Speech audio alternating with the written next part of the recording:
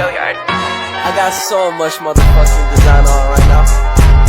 Break it down, bring it back, make it clap. I got 3 old thoughts, new block, where that dick, bitches on my line, and you know. Berikut penjelasan sejarah perkembangan sosiologi di Eropa.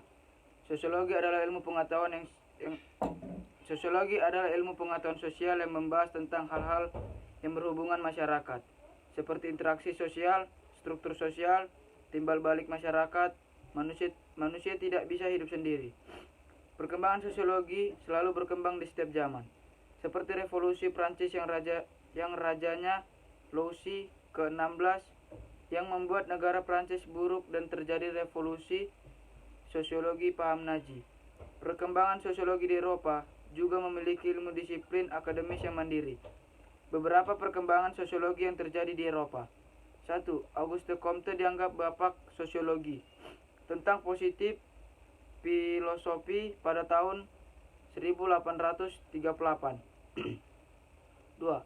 Herbert Spencer, Principles of Sociology tahun 1876. 3. Lester F. Ward, Dinamik Sosiologi tahun 1803. 4. Emile Durkheim, Sociological Method tahun 1895. 5. Perkuliahan sosiologi mulai bermunculan di Amerika pada tahun 1890-an hingga sekarang. Penjelasan perkembangan sosiologi yang terjadi di Eropa. Auguste Comte dianggap bapak sosiologi tentang positif filosofi pada tahun 1838. Pada bukunya, Auguste Comte membahas tentang pemikiran positif dengan melakukan pengamatan dan pengetahuan yang ada, tidak melalui pemikiran buruk dengan praduga menduga saja. Herbert Spencer, Principles of Sociology pada tahun 1876. Pada masa ini membahas tentang teori evolusi dan revolusi yang terjadi pada manusia.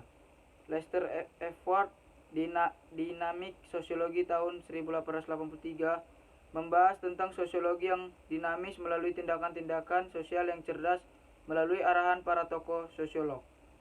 Emile Durkheim, Sociological Method tahun 1895, metode sosiologi yang membahas tentang mengapa banyak manusia yang melakukan bunuh diri. Perkuliahan sosiologi mulai bermunculan di Amerika pada tahun 1890-an hingga sekarang. Pada masa sosiolog di atas, muncullah mata perkuliahan sosiologi di Universitas Amerika pada tahun 80-an.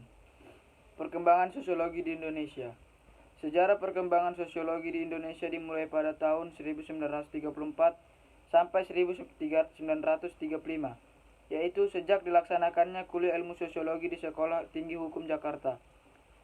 Pada masa itu, sosiologi merupakan mata kuliah tambahan ilmu hukum karena belum terdapat spesialisasi ilmu sosiologi. Pada tahun 1950-an, sosiologi mulai berkembang sebagai ilmu mandiri dengan didirikannya jurusan-jurusan sosiologi di beberapa universitas seperti Universitas Indonesia atau UI, Universitas Gadjah Mada atau UGM, Universitas Padjadjaran atau UNPAD, Universitas Airlangga atau UNAIR, dan Universitas Sumatera Utara atau USU. Pada tahun 1960-an hingga 1970-an, sosiologi mengalami perkembangan pesat dengan bermunculannya berbagai penelitian, publikasi, organisasi, dan tokoh sosiologi di Indonesia. Beberapa organisasi sosiologi yang didirikan pada masa ini antara lain adalah Masyarakat Sosiologi Indonesia atau MSI, Lembaga Penelitian Sosial Ekonomi Nasional atau LPSIN, Lembaga Ilmu Pengetahuan Indonesia atau LIPI, Lembaga Penelitian Kemasyarakatan dan Budaya atau LPMKB, dan Pusat Penelitian Kemasyarakatan dan Kebudayaan atau PMB LIPI. Beberapa tokoh sosiologi Indonesia pada masa ini antara lain adalah Selo Soemarjan pada tahun 1922 sampai 2011. Seorang sosiolog UI yang dikenal sebagai Bapak Sosiologi Indonesia, ia banyak melakukan penelitian dan publikasi mengenai perubahan sosial, pembangunan, desa, dan konflik sosial di Indonesia. Ia juga aktif dalam berorganisasi sosiologi baik nasional maupun internasional. 2. Soelaiman Soamardi pada tahun 1924 sampai 2006. Seorang sosiolog UGM yang dikenal sebagai Bapak Sosiologi Pedesaan Indonesia. Ia banyak melakukan penelitian dan publikasi mengenai struktur sosial, pelapisan sosial, mobilitas sosial, dan perubahan sosial di pedesaan Indonesia. Ia juga aktif dalam organisasi sosiolog baik nasional maupun internasional. Koet Jareningrat pada tahun 1923 sampai 1999. Seorang sosiolog dan antropolog UI yang dikenal sebagai Bapak Antropologi Indonesia. Ia banyak melakukan penelitian dan publikasi mengenai kebudayaan, masyarakat, dan perubahan sosial di Indonesia. Ia juga aktif dalam organisasi sosiologi dan antropologi baik nasional maupun internasional. Mokhtar Mashoud pada tahun 1939 sampai 2004, seorang sosiolog UGM yang dikenal sebagai Bapak Sosiologi Politik Indonesia. Ia banyak melakukan penelitian dan publikasi mengenai politik, demokrasi, partisipasi, dan konflik sosial di Indonesia. Ia juga aktif dalam organisasi sosiologi dan politik baik nasional maupun internasional. Pada tahun 1980-an hingga sekarang, sosiologi berkembang dengan bermunculannya berbagai tema, isu, dan perspektif baru dalam mempelajari masyarakat Indonesia. Beberapa tema dan isu yang menjadi perhatian sosiologi di Indonesia antara lain adalah globalisasi, krisis ekonomi, reformasi politik, pluralisme, gender, lingkungan media, budaya populer, gerakan sosial, kekerasan, korupsi, kemiskinan, kesehatan, pendidikan, dan lain-lain. Beberapa perspektif yang digunakan oleh sosiologi Indonesia antara lain adalah fungsionalisme, interaksionalisme, simbolik, teori konflik, fenomenologi, strukturalisme, positivisme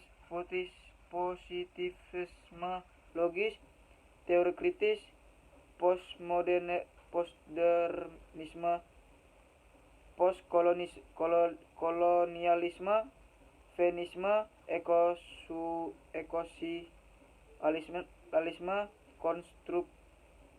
konstruktivisme sosial, dan lain-lain. Beberapa tokoh sosiologi Indonesia pada masa ini antara lain adalah Meli Gitan pada tahun 1944, seseorang sosiolog UI yang dikenal sebagai ahli sosiologi etnisitas dan migrasi. Ia banyak melakukan penelitian dan publikasi mengenai etnis Tionghoa di Indonesia dan Asia Tenggara. Ia juga aktif dalam organisasi sosiologi baik nasional maupun internasional. Arif Budiman pada tahun 1941. Arif Budiman 1941 sampai dengan 2020, seorang sosiologi UI yang dikenal sebagai ahli sosiologi sastra dan budaya. Ia banyak melakukan penelitian dan publikasi mengenai sastra, budaya populer, ideologi, demokrasi, dan gerakan sosial di Indonesia. Ia juga aktif dalam organisasi sosiologi baik nasional maupun internasional. George Yunus Aditjodro pada tahun 1946 sampai dengan 2017. Seorang sosiologi UGM yang dikenal sebagai ahli sosiologi lingkungan dan pembangunan. Ia banyak melakukan penelitian dan publikasi mengenai lingkungan hidup, pembangunan berkelanjutan, hak asasi manusia, dan korupsi di Indonesia. Ia juga aktif dalam organisasi sosiologi dan lingkungan baik nasional maupun internasional. Syamsul Marif 1954,